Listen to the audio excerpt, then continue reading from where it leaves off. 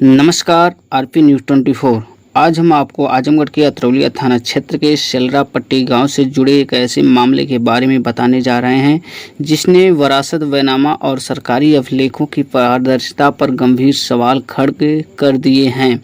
मामला एक ऐसे व्यक्ति की संपत्ति से जुड़ा है जिसकी मृत्यु के बाद उसकी जमीन को लेकर वर्षों तक कानूनी लड़ाई चली रही है और अब इस मामले में पूर्व ग्राम प्रधान समेत 8 लोगों के खिलाफ जालसाजी का मुकदमा भी दर्ज किया गया था। शिकायतकर्ता राधेश्याम पुत्र पतरी के अनुसार उनके भाई स्वर्गीय देवी प्रसाद अविवाहित थे और वर्ष 1998 में उनका निधन हो गया था। राधेश्याम का कहना है कि मृत्यु से पहले देवी प्रसाद ने अपने भतीजे रविंद्र के नाम अपनी संपत्ति की वसीयत करा दी थी, जिसके आधार पर 11 दिसंबर 2006 को रविंद्र के नाम सरकारी अभिलेखों में वरासत भी दर्ज हो गई थी। लेकिन इसके बाद एक ऐसा घटनाक्रम सामने आया जिसने पूरे मामले को विवादों के घेरे में ला दिया।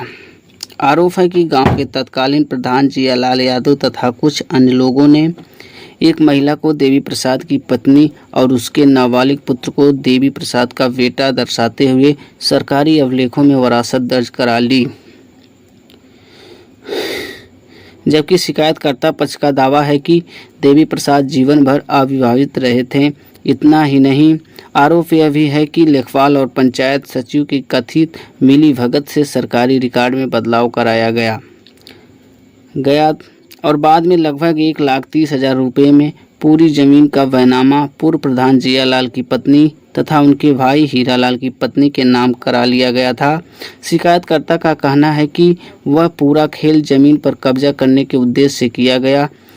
जब परिवार की इसकी जानकारी हुई तो उन्होंने न्यायालय का सहारा लिया और वर्षों से कानूनी लड़ाई लड़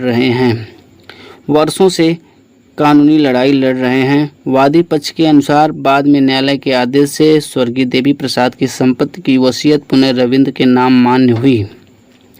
यही वह महत्वपूर्ण तथ्य है जिसके आधार पर शिकायतकर्ता पक्ष यह दावा कर रहा है कि पूर्व प्रधान की पत्नी और उनके भाई की पत्नी के नाम किया गया बैनामा पूरी तरह फर्जी और अवैध है। मामले में अतरौलिया व कप्तानगंज थाने में पूर्व प्रधान जियालाल यादव, हीरालाल यादव, प्रभु देवी, तारा देवी, रजवंता पत्नी धर्मराज यादव सहित कुल 8 लोगों के विरुद्ध जालसाजी सहित विभिन्न धाराओं में मुकदमा दर्ज किया गया।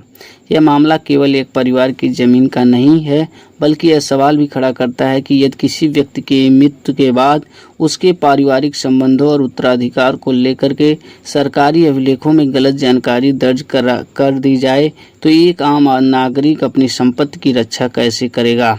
यदि शिकायतकर्ता के आरोप सही साबित होते हैं तो यह केवल एक व्यक्ति के साथ अन्याय नहीं होगा, बल्कि सरकारी व्यवस्था में लोगों के विश्वास को भी गहरी चोट पहुंचाएगा। हालांकि जंग बहादुर पुत्र राम समुज का आधार कार्ड, पैन कार्ड, परिवार रजिस्टर, राशन कार्ड से साबित होता है कि जंग बहादुर का लड़का है, न कि देवी प्रसाद का है।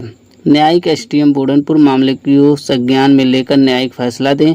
आरपी न्यूज़ 24 की मांग है कि इस पूरे मामले की निष्पक्ष और पारदर्शी जांच भी हो और यदि किसी भी स्तर पर जालसाजी हुई है तो दोषियों के खिलाफ कठोर कानून कार्रवाई की जाए, ताकि भविष्य में किसी गरीब, कमजोर या अनजान व्यक्ति को ऐसी परिस्थितियों का सामना न करना पड़े। RP news 24। जय हिंद, जय भारत।